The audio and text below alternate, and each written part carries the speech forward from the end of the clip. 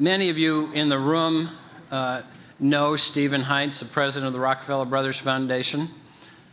You know that he's tall, light, handsome, and articulate, and so you know that I'm not him. I'm Ken Colburn. I'm pleased to be here in his stead. Stephen has been working on another effort, this one with Bill Clinton, concerning Kosovo. And Stephen and the president had a meeting today, and they tossed a coin. And in order for Bill Clinton to be with us tomorrow, Stephen had to attend the meeting this afternoon on the East Coast. So having worked so hard to get climate change on this plenary venue, Stephen unfortunately can't be with us in order to have the president with us tomorrow. So the good news is we get Bill Clinton. The bad news is we lose Stephen. But I'm pleased to be with you, Ken Colburn from the Center for Climate Strategies, and to stand in his shoes, however inadequately. In terms of introduction, you all know that the breadth and scale of climate change makes it, if you will, the mother of all concerns. Certainly all environmental, certainly all quality of life concerns. Basically, there is nothing that you care about that climate change can't and indeed won't make worse. And unfortunately, climate change is becoming less and less of a generational challenge. You know, I've always marveled that we could look back 16 years and say things like, my ancestors came over on the Mayflower. 16 years, 16 generations. My ancestors came over on the Mayflower. But we couldn't look 3 or 4 generations ahead to see what was going to happen in terms of our climate. Well, we've solved that problem. Now it's only 1 or 2 generations ahead. Jim Hansen tells us we have 10 years, and we maintain a fantasy that that's a rolling 10 years. In fact, he said that about 2.5 years ago, so we've used about 30% of that time.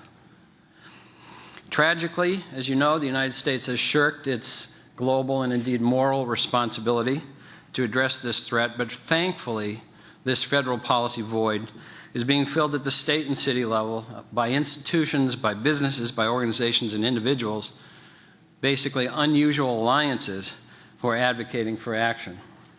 And we're at a critical moment. The IPCC indicates that we're already seeing changes in our world, and that those changes will impact the poor disproportionately. As they said on Marketplace the other day, the greatest market failure of all time, where the beneficiaries don't pay the costs and the costs are borne by those who weren't the beneficiaries. China will soon surpass our greenhouse gas emissions, and without U.S. leadership on climate change, there's almost no hope that they'll pursue a different path or develop any more sustainably than we have. People are waking up to the threat of global climate change. We have the Oscar-winning film, Inconvenient Truth. There's the U.S. Climate Action Partnership. There's the TXU deal. There's the Supreme Court decision. So it's now in the public consciousness. And at long last, Washington is taking climate change seriously. We need to make sure that when something does arrive on the president's desk, that it's up to the task. So it's a perfect time for this group of global philanthropists to engage on climate change, and indeed engage even more forcefully on this issue. Stephen Heintz isn't here, but under his leadership, Rockefeller Brothers Foundation has navigated climate change through a triangulation of 3 key elements that will come through clearly in our panel. The first is urgency, which I've already spoken of. The second is the fact that solutions are here today. This isn't tomorrow, it isn't rocket science. More invention and innovation is evident every day. And one of the major impediments to action, the myth of economic harm, is increasingly being shown to be set aside. As Michael Northrup, also of RBF, says, nobody has actually lost money undertaking climate action. Our panel will demonstrate that climate action, in fact, poses far less economic risk than climate inaction, as the Stern report indicated. And that when it comes to climate change, we're already seeing winners go to market and losers go to Washington. Thank you. And the third thing is that a broad array of unusual alliances is rapidly coalescing on climate, as you know and as you see. It's not just the usual suspects anymore. but a wide-ranging array of constituencies that encompasses students, evangelicals, farmers, investors, energy entrepreneurs, hunters and fishermen, the hook and bullet crowd, builders, governors, executives, even leaders of our military forces now understand this threat. So I'm very pleased to introduce this panel, which together reflects the variety of Americans that are now pushing for a political tipping point on climate change before we see a physical tipping point on our climate. Over the last 2 years, farmers have come to understand that they have a big role to play in America's energy future, not just in its food supply. Led by highly respected and well-connected agricultural leaders, an ambitious initiative is building in Washington that will enhance energy efficiency, strengthen national security, revitalize rural economies, and protect the environment, called 25 by 25 because of its aim to source 25% of America's energy needs through renewable agricultural sources by 2025. Its project coordinator, Ernest Shea, is with us today. The world's best managed businesses have leaders who understand the risk of climate change and the opportunity it presents. A number of these leaders have stepped outside their boardrooms and have expressed their concern and publicized their actions. Much of this action's already happened due to the tremendous leadership of early movers like DuPont, which recognized over 15 years ago the threat and opportunity posed by climate change, and that action could be good for the bottom line. Now dozens of Fortune 100 companies are following suit. Tom Jacob is here to tell us DuPont's story. Today's youth represent the first generation that will suffer serious direct climate impacts, that will raise their children in a markedly different future. As a group, they'll be the most directly affected, and they can be expected to care the most passionately. Energy Action, a group that organizes its work among youth through the Campus Climate Challenge, is focused on mobilizing 18 to 35-year-olds to build a generation-wide movement to halt global warming. We thank Billy Parish for joining us from Energy Action. And evangelicals have been perhaps the most visible new constituency on climate change. Many of you have seen the Evangelical Climate Change Statement and Call to Action. It was released a few months ago as arguably the most powerful sign to date of the impact of new voices calling for federal action on climate change. It was not without its critics, as you no doubt also know. And Richard Cizik is here from the National Association of Evangelicals, complete with scars from the lashings. And he's with us to talk about the challenges and opportunities in engaging this critical community. And then finally, I'll bookend the panel and close myself discussing climate action at the state level from the Center for Climate Strategies, where we engineer politically safe and analytically sound ways for governors to come out on climate change. I should note that there's a growing number of cities also taking action through the ICLEI program, the International Council of Local Environmental Initiatives. Over 250 U.S. cities have committed to and are taking action to reduce their emissions. So with that, I appreciate our panels joining us today. 3 of us have PowerPoints, and leading off will be basically the order I read. So Ernie, Shea, please welcome Ernie.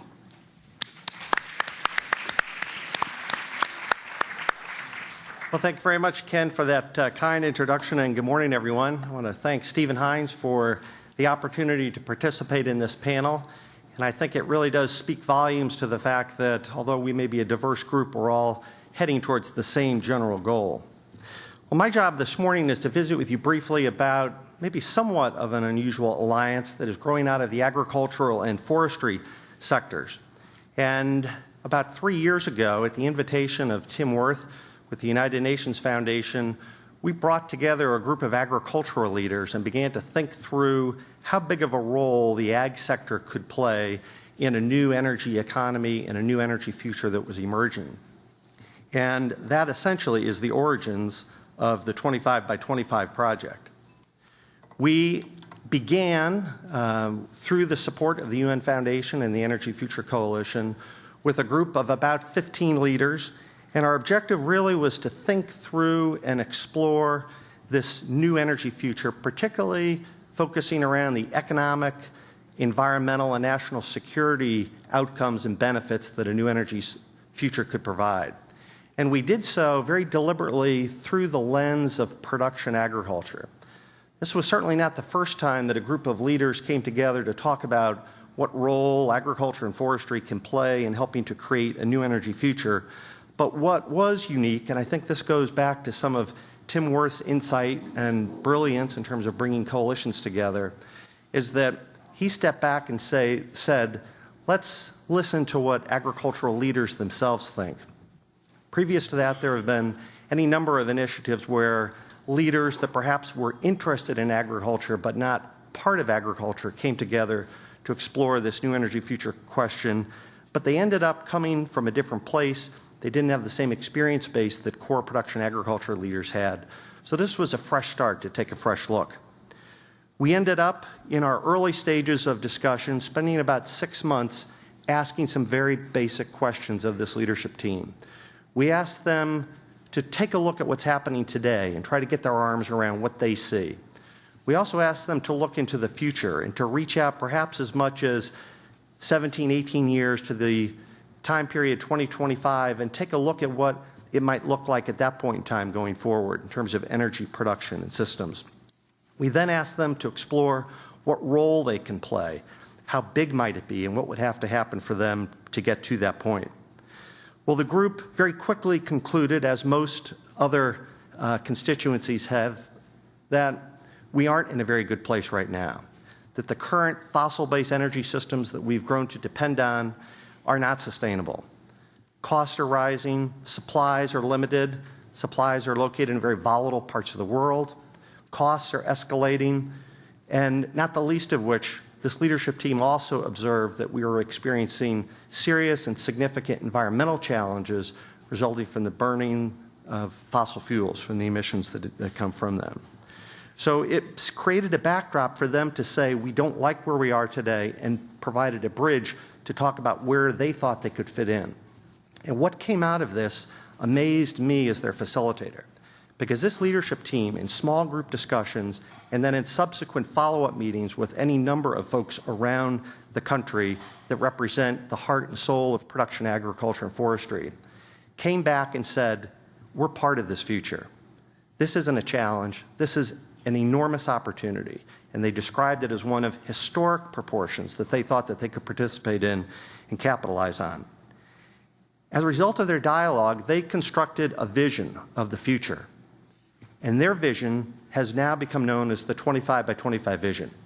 Simply stated, they believe that by the year 2025, America's farms, ranches, and forests will be producing 25% of the total energy that's consumed in the United States.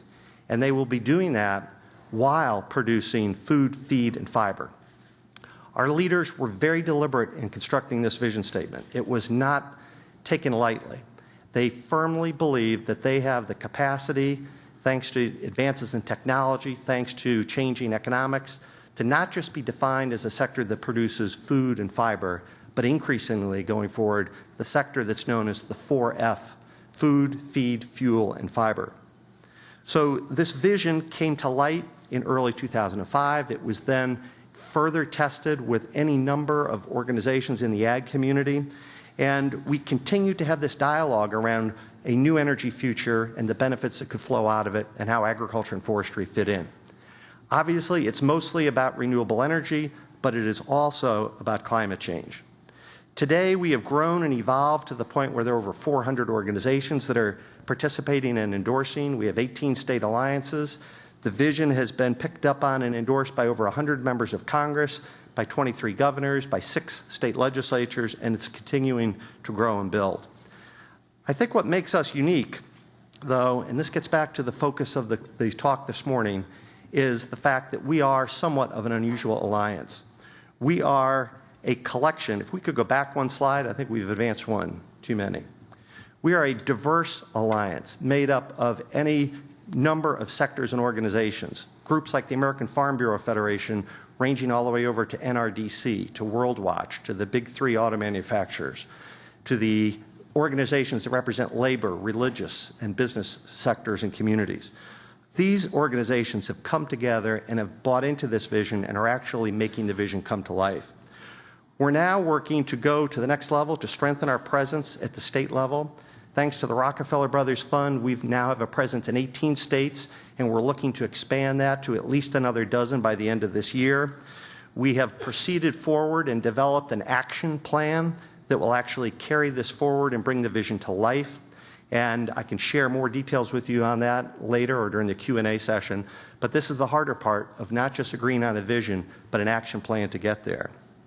Let me wrap up and close just with a couple of observations, what I think represent the keys to success of new partnerships, of unusual alliances. And there are 5 quick points that I would mention that I think represent why 25 by 25 has proceeded to where we are today. And there are guiding principles. We begin with relationships first. We work with people. We establish trust relationships that allow for productive dialogue to occur. That's not an easy thing to do, but it's critical. It's a critical first step to go forward. We then begin a dialogue around what's in it for you, not what's in it for me, but what might you, as in your community and constituencies, get out of a new energy future. We probe it from the with-them standpoint because it's what motivates people to get involved. It's not what I want, it's what you want. The third key point we work towards is creating ownership. So the 25 by 25 vision is not our initiative, it's the collective our initiative. So we work hard to build ownership, and it's grounded in the guiding principle that what you're in on, you're not down on. So we work very hard to create ownership. Fourth, we work first and foremost on creating consensus around the goal, the destination. We call that the what. We then move to the how do we get there. But if you don't have a clear sense of destination, such as the 25 by 25 goal, you're drifting and you don't really know where you're heading. So for us, 25 by 25 is the common goal that defines a new energy future for the nation, and it defines what unites us. And every time we get stuck, we go back and we refer to what unites us, that goal. Fifth, and this is the perhaps most difficult part, is when you get into the tough dialogue, we approach it from the standpoint of the yes-if principle, not the no because. When we've brought this very diverse group of stakeholders together, everybody had different ideas. We asked them to be respectful of each other and to begin with the assumption that, yes, I can agree with you, but follow it with, if these things happen. That is fundamentally different than what typically takes place, where you begin defending your position and approach it from the standpoint of, no, I don't buy into that because. So those 5 guiding principles, I believe, are what form the foundation of this 25 by 25 alliance that we're working to continue to grow. And we would look forward to working with any of you to continue to build this movement so that together we can create a healthy, clean, new energy future for the nation. Thank you. Thank you, Ernie. Yes, if is good advice for all of us, isn't it? Tom Jacob from DuPont.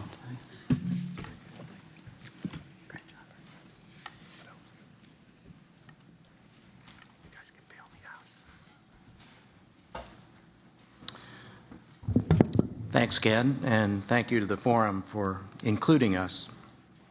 What I'd like to do is describe for you the journey that DuPont has been on, and I'd like you to consider that journey in the context of the journey that the larger social community that we're a part of is currently on as well. Let me begin with climate change, the topic of this conference. The science around climate change evolved out of the science around ozone depletion. As the #1 producer of CFCs on the globe, we were deeply involved with that. And as a result, our science was deeply involved in understanding that problem, coming to terms with it, and delivering a solution. But as the attention of the global scientific community shifted from ozone depletion to larger concerns around impacts of man-made chemicals on the atmosphere, our science was right there. Our scientists were there, and they delivered the message back to our management in 1991 that the science was becoming very strong and argued very strongly for prudent action. We began reducing our greenhouse gas emissions at that time. Since that time, we've reduced our emissions from our global operations by over 72%. Now, that's a very large figure. We had a unique mix of both energy-intensive industries and a number of chemical processes which delivered amounts of greenhouse gases that were not CO2, not energy-based.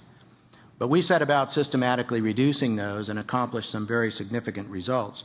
Along the way, we also reduced our energy consumption to the point where we saved ourselves about $3 billion. This is not inconsequential activity. That early action positioned us to be very much a part of the global dialogue that evolved during the 90s. And it's positioned us to be part of some unusual alliances as the U.S. has awakened to this problem more recently. Earlier this year, the U.S. Climate Action Partnership, of which we were a founding member, urged Congress to take action to bring greenhouse gases under mandatory control in the U.S. That partnership between ourselves and a number of other major corporations, Environmental Defense, the World Resources Institute, NRDC, is an example of the constructive engagement that is increasingly characterizing industry. We've also been involved in the Ceres network. We believe that government will occupy space here. They will have to. We think part of the agenda there has to be credit for early action so that we encourage more and more in the community to take action in advance of those regulatory environments. We think use of market mechanisms to minimize economic drag, to maximize efficiency across not only our economy but the global economies are going to be important parts to that long-term solution. But the attention to climate by our company is just one manifestation of a larger change. Today, DuPont describes itself as applying science to deliver sustainable solutions. We are a very different company today than we were 20 years ago. That difference really began about the time that we committed to greenhouse gas reductions in the early 90s. The greenhouse gas targets we put before ourselves were one of a number of environmental targets that we set before the company globally. At that time, we were oriented largely to reducing our footprint on the environment. We've accomplished a lot by setting those goals, measuring our progress, and systematically chipping away at them. We had always been a leader in health and safety in the workplace. We've reduced our major incidents at our chemical manufacturing operations by over 90%. We've reduced air toxics. We've reduced air carcinogens, hazardous waste, TRI releases, and of course our greenhouse gas reductions. But the important point is that while all that was going on, our company was transforming itself in a much more fundamental way. Our business portfolio was transformed radically. It's the third transformation in our company's 200 years of existence. We started out as an explosives company, black powder. We applied science to the development of that industry. That evolved into a focus on chemistry, which carried us through the last century, and for which many people probably around this audience recognize DuPont. But in the past 15 years, we've become much more of a biology company, of a company focusing its science and expertise and innovation in the realm at the interface of biology and chemistry. And our business portfolio reflects that. Science and technology innovation are at the center of all of our businesses. We are deeply involved in the agricultural enterprises that Ernie was alluding to. We own Pioneer Hybrid, one of the largest and most forward-thinking seed-producing companies in the globe. We're also deeply involved in areas of industrial biotechnology, biofuels, substituting renewable factors of the enterprise for petroleum-based factors of production. We have a leadership position in the development of cellulosic conversion. Biobutanol is a fuel that we think will greatly enhance biofuels generally and their place under this new environment. Where are we taking this? Well, we're continuing to reduce our footprint in greenhouse gases, water conservation, fuel efficiency of our on-road fleet, air carcinogens. But importantly, we are also driving our businesses to be part of the solution down their value chains. We set 2015 goals last year for our company, and they include environmentally smart market opportunities for our research and development. We have a $1.3 billion R&D budget, and we've committed to double the investment in R&D that will directly, quantifiably impact environmental performance for our customers and their value chains. We've committed to grow revenue by $2 billion from products that reduce energy consumption, reduce greenhouse gases. We've committed to double the revenue we receive from non-depletable resources to over $8 billion. We believe the global community is on an evolutionary path toward a more sustainable future, broadly, not just in climate change. And we see enormous business opportunity in harnessing our science and innovation to help enable that transformation. To the point of this conference and the investments of your enterprises, we believe that orienting those investments to more consistently deliver more sustainable solutions, not just in climate change, but more broadly, will also enable that evolutionary transformation. It will help create an environment in which science and technology can truly be liberated to take on and make a meaningful difference in challenges such as climate change. Thank you very much. Thank you, Tom. Tom, please welcome Billy Parish from Energy Action.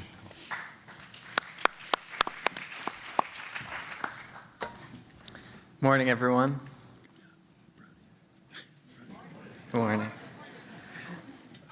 It's an honor to be here with all of you, and I want to thank Stephen Heintz for inviting me to be on this panel to bring the youth voice to this critical issue for our future. I'm here as the coordinator of the Energy Action Coalition. I'm here representing the Energy Action Coalition, and since I couldn't actually bring our coalition here with me, I wanted to show a picture that's in the most recent Vanity Fair of our coalition.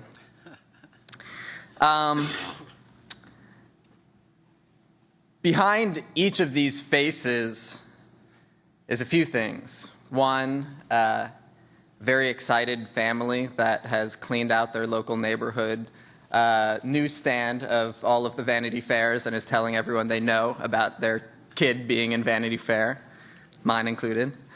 But also is a story of a young person who, against all odds, has chosen to make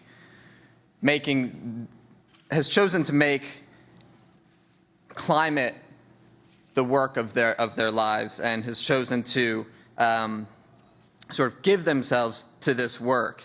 And behind all of these individual stories is a larger story of a generation that is beginning to discover its great work.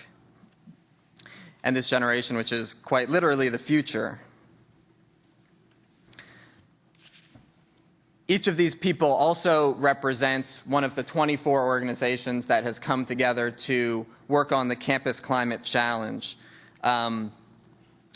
3 years ago, all of these organizations came together to create a more unified youth climate movement. And as Ernie's coalition, it's a very diverse coalition of groups all across the US and Canada that are working with young people. And we've come together sort of recognizing the scale of the problem that we face and realizing that we need to work together and collaborate to build the kind of movement to the scale that we need to solve this problem. I'm not getting to the list of our coalition partners, but hopefully it'll come up in a second. There it is.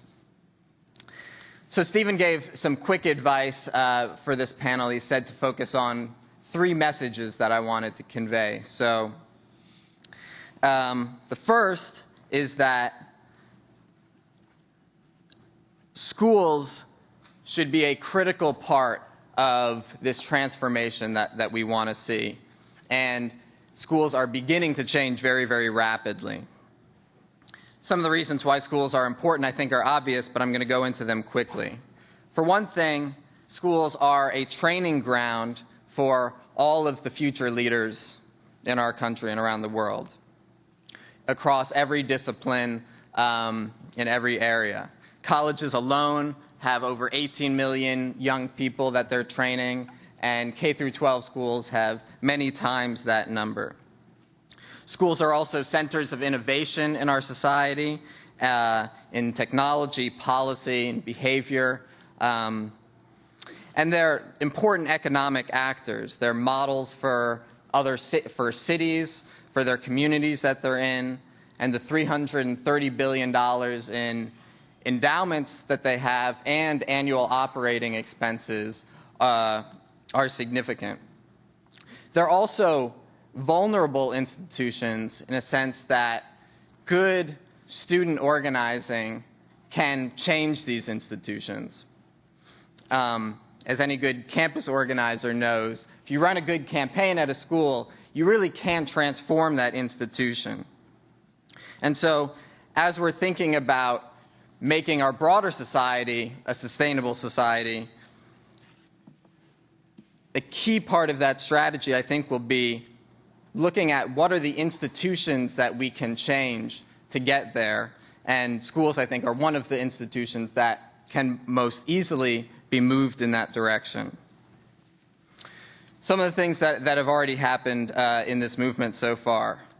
Just this school year, hundreds of schools have passed climate and sustainability policies, have hired sustainability coordinators, designed new courses in climate. 2 years ago, the most aggressive climate policy that had been passed was passed by Cornell and was a 7% reduction below 1990 levels in their greenhouse gas emissions. I'm going to grab some water.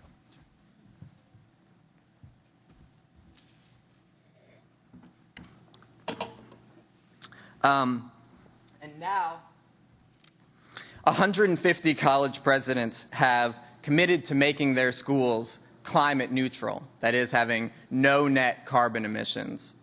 So in just this year, 150 college presidents committing to making their schools climate neutral. This major change has happened already this year. That includes the whole UC system has made this commitment. Many of the largest state institutions around the country, the LA Community College District. And our coalition has created a campaign to coordinate and support all of this student organizing. The campaign is called the Campus Climate Challenge, and this is our logo.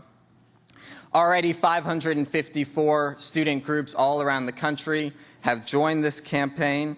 We have over 60 full-time staff supporting students in doing this work and transforming their schools into models of sustainability.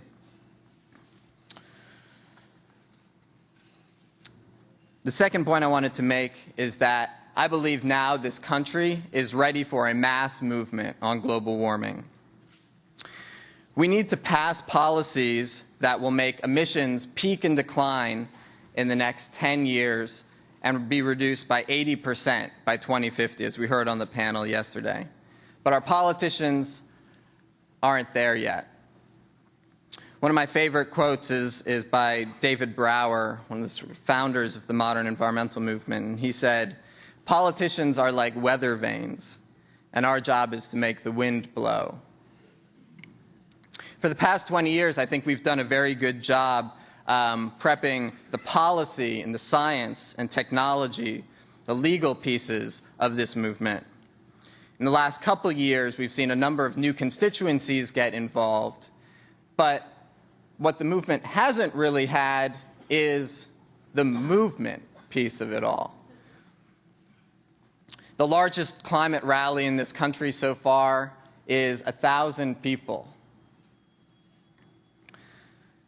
What does a mass movement on climate look like? What are the tactics that it will use? These are important questions that I hope many of us in this room will begin to engage in. I think this movement will look different than past social movements. But there are a couple things that I think are going to be key. One is investing in infrastructure for building this movement. I think college campuses are an incredibly important part of that infrastructure, but also looking at what other organizations and institutions can be engines of this transformation, looking at cities, churches, community groups, and investing in the organizations that are working with those institutions to make them engines of this transformation. A second key piece will be, I think, engaging citizens in meaningful action on this issue. We need to do more than ask people to write a check to our organizations or write an email to their member of Congress, but we need to ask them to actually do something, to be involved in some meaningful action. We need a sort of citizens movement. One of the most recent examples, I think, of this beginning to happen is this effort called Step It Up, which is happening on April 14th, this coming Saturday.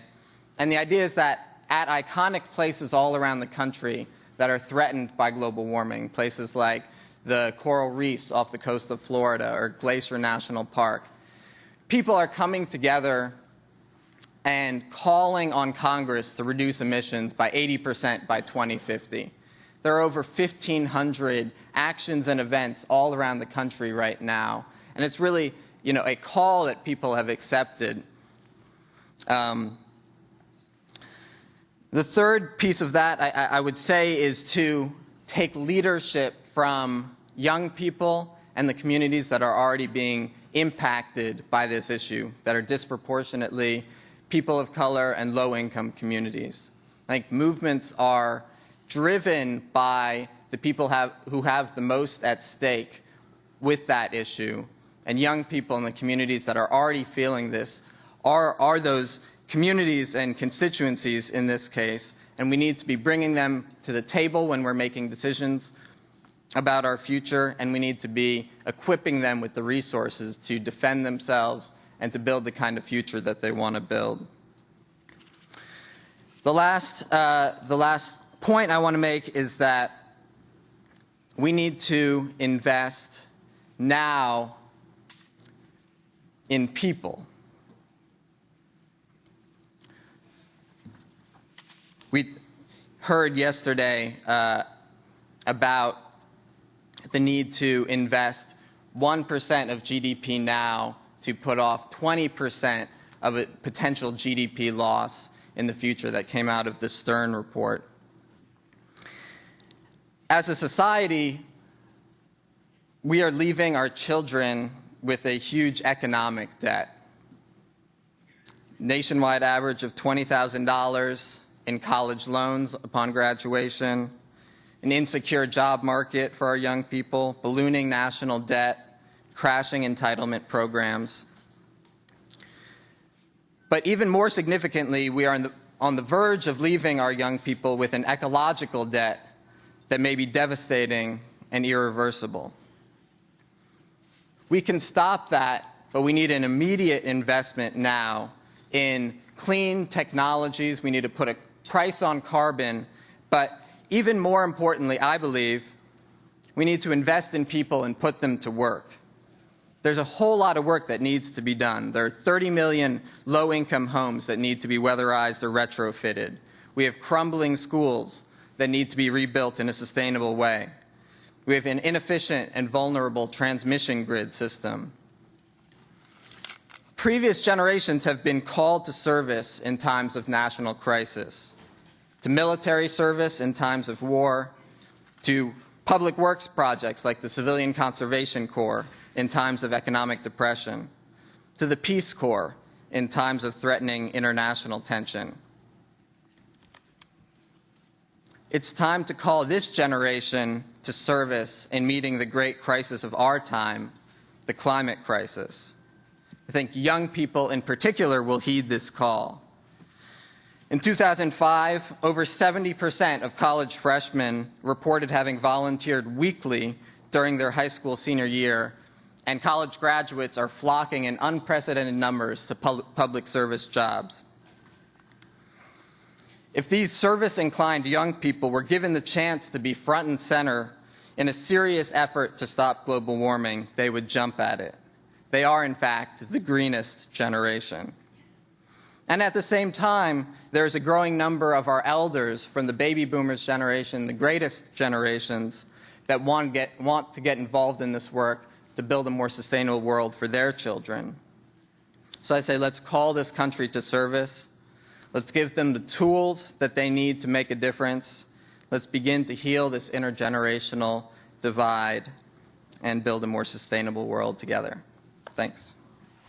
Thank you, Billy. What Billy didn't tell you is that this movement is being done overwhelmingly digitally.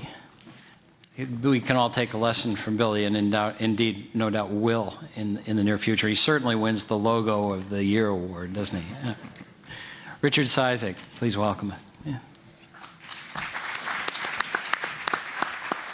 Good morning, everybody. It's a delight to be here. I would like to say a few very brief things, and I'll keep under my time limit. Let me begin with a story. Let's say it's an American. I institute the word evangelical when I tell this in churches. It goes like this. A man is in his Jeep Cherokee going over hill and dale in the midst of nowhere. He slams on his brakes, gets out of his Jeep Cherokee, and walks over to the man standing there tending his sheep, a shepherd. And he says to the shepherd, he says, "If I can tell you how many sheep you have, can I have one?" And the shepherd is totally dumbstruck. He doesn't know what to say. He says, "Well, of course." And so the American, the evangelical, whomever, walks back, gets into his Jeep Cherokee, gets on GPS. In our community, we call that God's positioning satellite. And within a moment, he has a ream of papers. He walks over to the shepherd and he says, "It's very simple, sir." He says, "You have 1,638 sheep." And the shepherd is just dumb. He says, "That's amazing. How did you know? But go pick one out." So he goes, the American goes over, picks one out, he gets back to leave, and there's a knock on his window. And the shepherd has walked up and he says to him, "Sir," he says, "if I can tell you what you do for a living, can I have my sheep back?" And the American says, "Well, I guess so. One good turn deserves another." And he says, the shepherd does, he says, "You're a consultant." And the American says, "Wow, how did you know?" He says, "Well," the shepherd says, "Well, you came into my world out of nowhere. You answered questions I've not asked. I'll leave out, charge me a lot of money for it." And he says, by the way, he says, "You don't know diddly squat. You took my sheepdog." Every good conference deserves one good story. Here is the problem how I understand it. I am a lobbyist in Washington, D.C. for the National Association of Evangelicals, 64 years old, 45,000 churches, 30 million members of a community that is 100 million. 100 million Americans, according to the recent surveys. 25% of all adult Americans are evangelicals. 100 million people who have a conundrum not unlike other Americans. And this is the problem. And the problem is reflected, you see, in this issue of climate change. Why? Because if you look at the opinion polls, I got them from Pew just yesterday, 37% of evangelicals believe climate change is human-induced. Only 37% believe it is human-induced. And if you compare that with the GOP Congress, 40 to 50% of Republicans in this country, the Republican base, are composed of evangelicals. 37% of the members of Congress who are Republicans believe it is human-induced. Now that, my friends, is a reflection, you see, of why climate change is the consequence of a religion and science debate that goes back to the Scopes-Donkey trial. And yet things are changing, and I would suggest to you that my strategy, that of the NAE, along with, interestingly enough, E.O. Wilson, arguably the most famous scientist in the world today, Harvard emeritus, 2 Pulitzer Prizes and all the rest, the Ant-Man, he prefers to be called, he's written a new book called Creation. We have come together on behalf of this issue, that of religion and science, the 2 basic paradigms in this country that people think, to do something about this issue. But if you go to Wilson's book, and I would commend it to you, it's called Creation, and he says, do 3 things. They're exactly, interestingly enough, I found this fascinating, 3 years after the fact we began this movement, he does 3 things. He says, first of all, have a vision.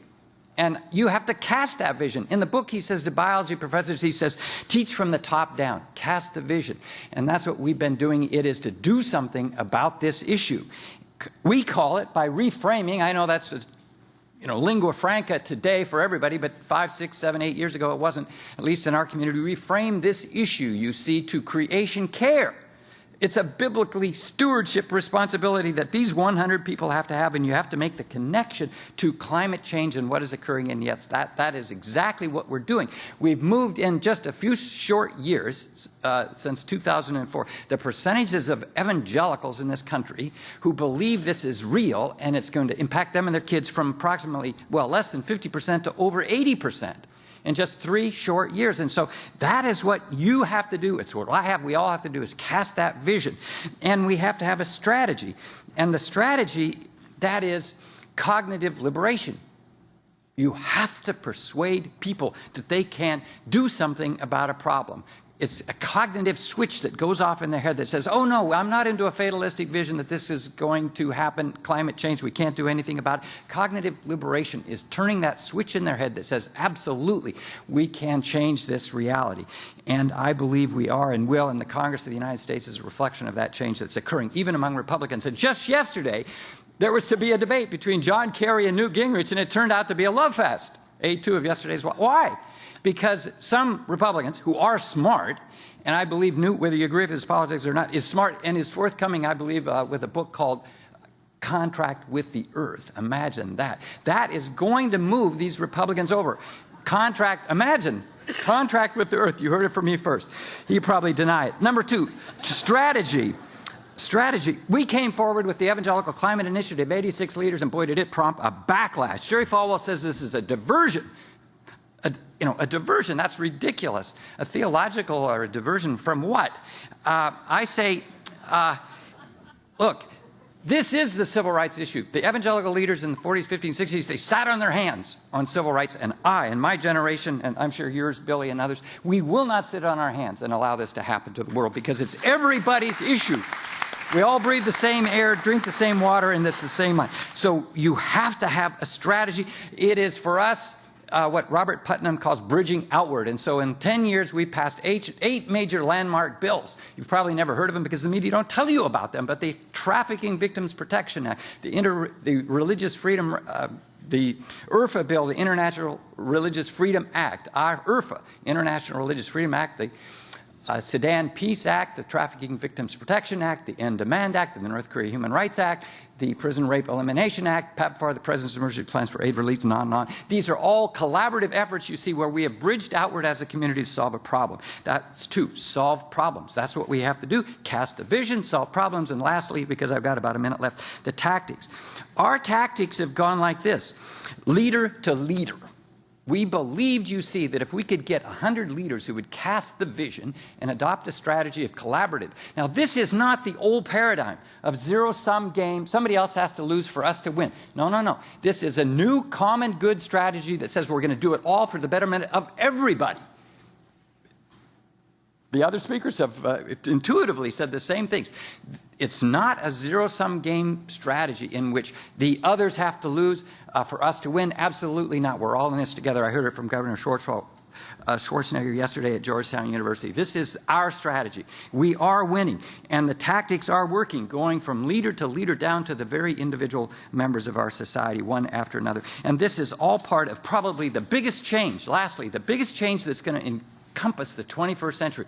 And it, frankly, is not just going to be climate change, because it is irreversible. We can change those 37% into 100% to believe this is all human-induced. But there's something else that is going on that will affect the change more than politics or anything else. It is the reshaping of religion and science today. And when you have theologians and scientists coming together, as we did at Malhana Plantation down in Georgia, that's where they first showed the movie Gone with the Wind. But if you have religion and science, these two worlds working together, you will change this reality. Last story. A boy and girl come to the old man in the town square. They're fed up with his leadership. They want it to end, and they devise the following strategy.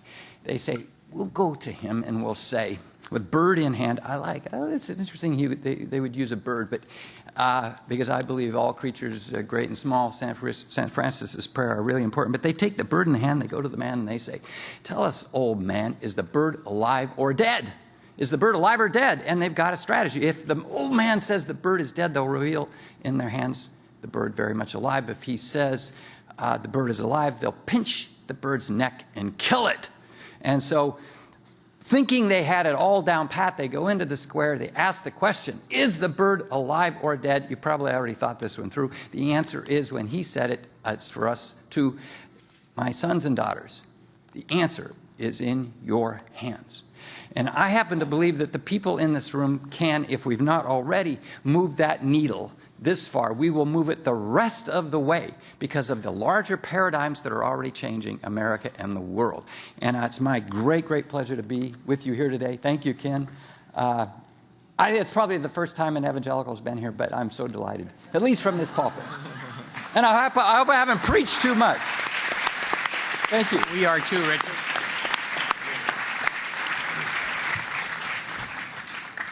Wow. A fellow who can stare into the face of the most profound problem that humankind has ever faced and leave you with optimism and hope. Richard, thank you for your faith. Thank you. I'm a consultant, but happily one that grew up on a farm. So I can recognize the sheepdog. Let me try to move the PowerPoint forward, and we'll get underway and get to your question. You all know that states are the laboratories of democracy. It turns out they're the laboratories of environmental action as well. States did acid rain 5 years before the Federal Clean Air Act. They did toxics and mercury 3 years before, and so forth. So this isn't new ground at all. They're basically, that's just environmental. They're basically laboratories for what gets done in government. And we're seeing that certainly on climate change. Let me try to advance this again. If you look back to the, there we go, back to the late 90s, there were lots of things called state climate action plans. In fact, they were perhaps more worthy of the name state action opportunity lists.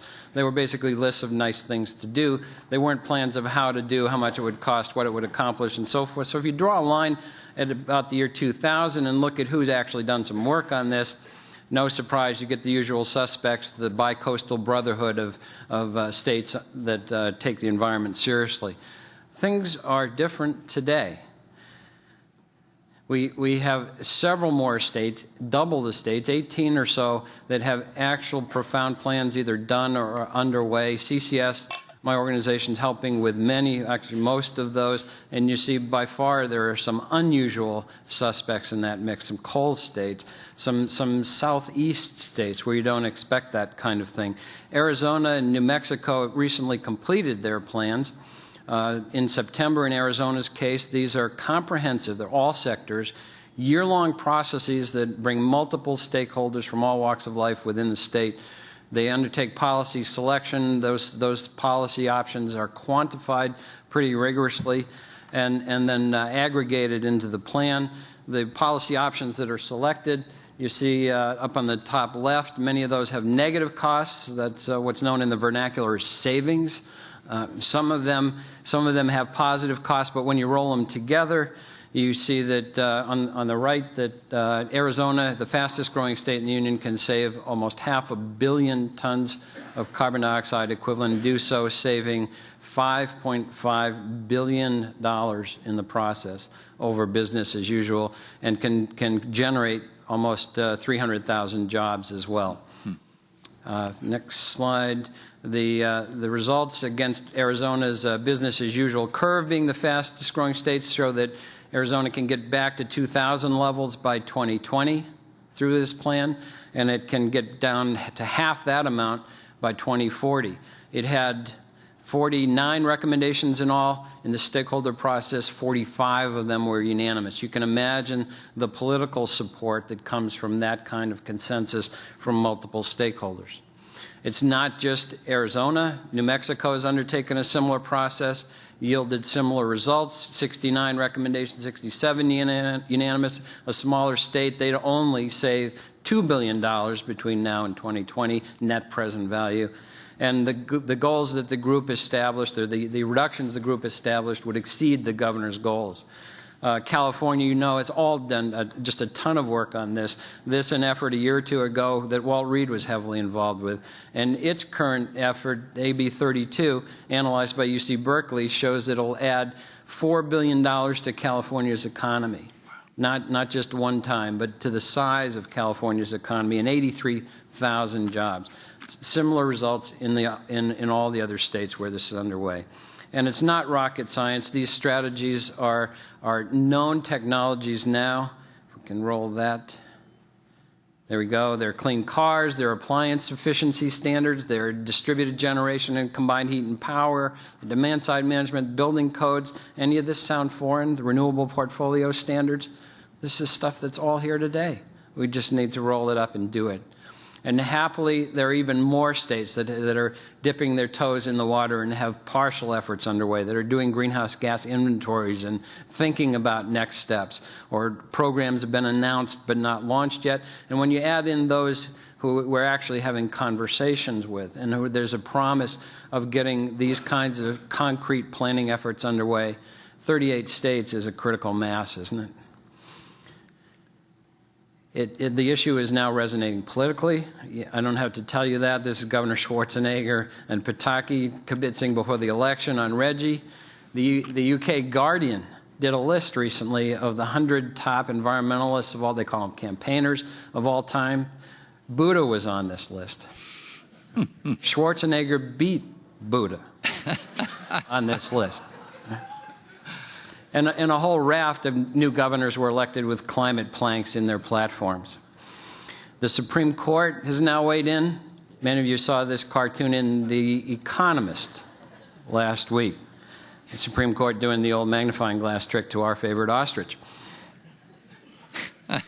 And the good news is, as we build to this critical mass and these confluence of forces, is that when you look at what the scientists are telling us needs to be done, and it's reflected in some of the lunatic fringe bills that have been entered in Congress, the Waxman types of bills and so forth. That's where the leadership states' plans, paths shake out. It's doable with existing technologies, and it'll lead to that kind of 70 and 80% reduction by 2050. What's more, as we saw illustrated in Arizona and New Mexico, if you take those wedges from where we're going to where we would like to get down, or even as a start, 90 levels, say, and you look at energy conservation and clean energy, renewables, transportation measures, and so forth, those things each add up to close to a quarter or a little over a quarter of what it would take. And when you look at the state's experience of what those costs come in at, you know, energy efficiency saves $10 to $30 a ton. Renewables is going to cost a bit. That's without the externalities of public health and all the other stuff we've talked about yesterday and today. That's just the direct cost. Likewise, transportation land use efficiency. The Pavley vehicles here in California will save $30 to $35 a ton. When you take those states' experience, it's eminently doable. And admittedly, this is only back of the envelope stuff, but take those shares, if you will, those percents of the gap, and ramp them up, gross them up to the national level, and take those savings and assume they're representative from those few states that we've done, and apply them to the nation's emissions. We're looking at saving, by 2020, 2.5 billion tons of carbon, and saving in the process $31 billion economically. When you ramp that back, there's some time, penetration, so forth. That's a net present value back to the envelope calculation of $100 billion. Now, we may be off a decimal point here. It's far more likely that we're off one positively than we're off one negatively, that it's more likely to be $1 trillion than $10 billion. But the important thing is the sign. So this is hugely doable. We just need to get about it. One last thing I'd add is these state efforts, as I said, take a year, a lot of meetings, a lot of technical analysis, so the state comes out with not just what it can do, what it should do based on the stakeholders, what it'll cost, what it'll yield, and how they should approach it. They're expensive efforts, and the states don't typically have the money or the political will to put the money that's necessary to do that, $400,000 or $500,000 a pop. So many of you in this room have actually made these efforts and this demonstration of progress possible. Thanks very much, and please keep it up.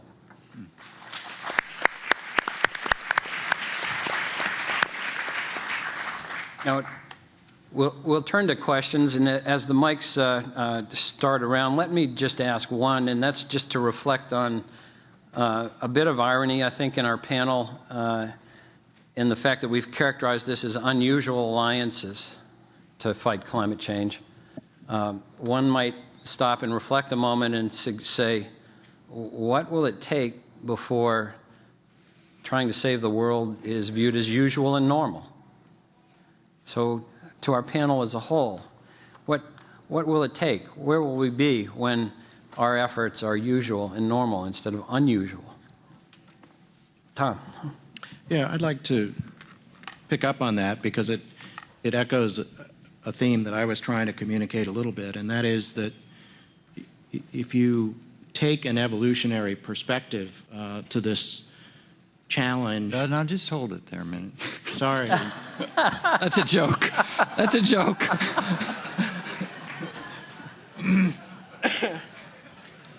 You can take a perspective that views us as being in a transition era, in the midst of a transition in which we are moving from an environment in which we were all about producing more, enabling more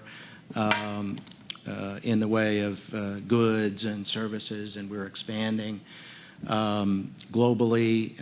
It's being replicated in many places, to an environment in which we are doing that, but we are doing that in a very much more thoughtful way, and in a way that recognizes much more the broader environmental consequences that accrue along that path. We're doing it smarter. We are in the midst of that transition, and I can speak for myself. I think there are probably a few others around here for whom that transition as a broadly felt societal ethic has occurred within our lifetimes. And I would make the point as a person who spent much of the past decade and a half in international forums around this, that's not just occurring here, that's occurring globally. And part of the impetus for our transition is that we have a very strong sense that environmental stewardship, sustainability are becoming very broadly felt expectations of responsible corporate stewardship.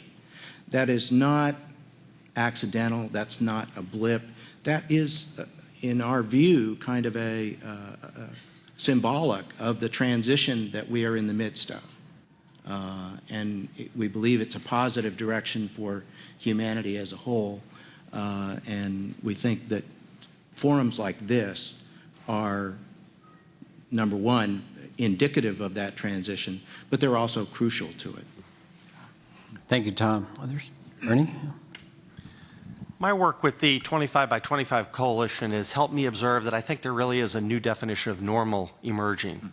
And it's one where there is greater tolerance to sit and listen and think before you just shoot off with whatever position you have. The ag leaders concocted this 25 by 25 renewable energy initiative.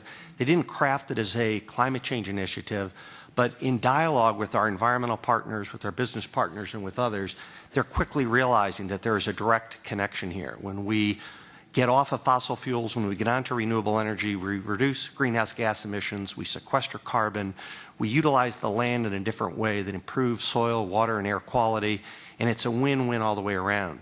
And I've observed if we can get people to step back from starting with the how are we going to get there and focus on a common objective, we can probe each other's WIFMs is what I call them, what's in it for you, and explore how we can unite and work together, that very interesting things can come out. So I think, I may be a little bit naive here, but I think we can document and demonstrate very positive outcomes in multiple sectors and use a process that helps us collaborate and utilize these approaches, these techniques in other areas to solve other important societal and environmental problems. Thank you, Ernie, the naivete that will save us. Questions from the audience? Yes, question here and then the gentleman in the hat. Do we have a mic? Yeah, right up here. Thank you. Yeah. Please identify yourselves and who your question is to, and obviously be as concise as possible so we can have as many questions as possible. Thank you. Thank you. I'm Linda Jacobs from Near East Foundation and also a donor. And I have a question for Tom, which I've been thinking about since yesterday. What has your share price done in the last 15 years? And do you get pushback from your shareholders on these issues? Because I'm curious about how the world of, the analysts and the investors think about this stuff. Well, I think we've done well. I think we haven't done as well as we believe we should. But I think particularly within the past year or so, the transition that we began in the mid-90s included shedding a number of businesses that we felt weren't consistent with that notion of being much more focused and systematic in our application of science and our R&D capacity. We have something like 34,000 patents to our credit. But I think what we've seen is sort of a transition phase in terms of adapting to those changes. We've systematically cut our costs associated with that. And we're just now beginning to see products that bear fruit from those transitions. And we've had a very significant share price increase within the past year, and we think that's indicative of the start of an upward ramp. There is pushback. Richard mentioned the sort of top-down, the role of leadership, and I think in any transition such as we're in the midst of, there are folks that are farther along and there are folks that are not so far along. We are prepared to endure the pressures that come to those who are a little ahead of the game. Thank you, Tom. Second question. Yes. Hi, I'm Ron Swenson with SolarQuest, and I also happen to be the publisher of oilcrisis.com website. And Ernest, you took the words out of my mouth when you said that the ag leaders concocted this idea of 25 by 25. The California Energy Commission figures that we could do optimistically 5% of our energy requirements from agricultural products and timber products, and that's like I say, very optimistic. And we're an ag state. If you consider that we have use of about 105 exajoules a year of energy consumption in the United States, and without considering any growth, the 88 exajoules of photosynthesis would give us, it would provide 30% if it were 100% conversion. That means that, I'm sorry, I don't see how you can get there from here. And I wondered if you could tell me about that. There's quite a few resources on my website that discuss this conundrum. I think I can quickly explain that. You'd be relieved to know how we define America's farms, ranches, and forests. We actually are beginning to realize and think that we're conservative at 25% and could go much higher. When I say America's farms, ranches, and forests will produce, what I'm talking about is anything that shines down on, grows up from, flows across land. This is a renewable energy initiative, and farmers, ranchers, forest landowners are major stakeholders because they control a significant amount of the land resource base. So our vision is about wind energy, solar energy, biofuels, biomass, capturing and utilizing animal waste that is currently an environmental challenge and turning it into an economic opportunity for farms and ranches. So there are many ways in which the farm, ranch community, the forest community can partner with others that control and manage land to bring about a 25 by 25 nation. Thank Ken? you. Any question in the back? Ken, I'm sorry, Tom? Could I speak to that just briefly? I think one of the perspectives that I think is beginning to be understood here is that the notion of the kind of systematic transition that Ernie was alluding to is not just simply a notion of growing more or growing things that are more productive, but it's also the development of the capacity to make use of the stuff that we haven't used in the context of growing corn and food crops and whatnot. And that cellulosic conversion, the conversion of all that byproduct material that's associated with and waste material that's associated with the production regimes in agriculture, detritus in the forests and so forth, we believe is going to be hugely important incrementally in enabling the kind of transition to a less petroleum dependent fuel environment than we're in right now. And we think there's some quite significant strides that are being made in that realm. Thank you, Tom. We started a bit late, so I know the organizers want to move forward to your break. So is it Phil or Michael? Yeah. Last question? Yeah. Yes, Phil LaRocco from E&Co. Billy and Richard, thank you for casting a bigger tent here that everyone can fit under. My question is, to Billy specifically, how do you create a global youth movement to accomplish what you want to accomplish rather than just limiting it to the U.S.? Mm-hmm. That's a great question. We have begun to work with networks and individuals in about 30 countries around the world and have actually seen very similar campaigns to the Campus Climate Challenge sort of emerge all over the world. So all of us sort of coming to this on our own, and now through networking we're beginning to share resources, ideas, materials, logos, other things like that. I think it will take a global initiative. I talked with Ira Magaziner yesterday. I think the Clinton Global Initiative, other people in this room could really help to launch something like that. But we need to invest in education and rebuild schools all around the world, and that should be done at the same time as an effort to build sustainability into the curriculum to prepare young people. Thank you, Billy, and thank all of you. I particularly want to thank GPF for giving the issue of climate change the prominence here that it needs to have in Washington and Beijing and Delhi. And please join me in thanking a panel that, as serious as this issue is, leaves us with optimism. Thank you. We'll have, I'm sure the panel will stay for additional questions on the dais if you wish. We'll have a short break till 10 o'clock, and in the 4 rooms, the same rooms as yesterday, the breakout sessions will proceed at 10. Thank you very much. Well, there is an evolution.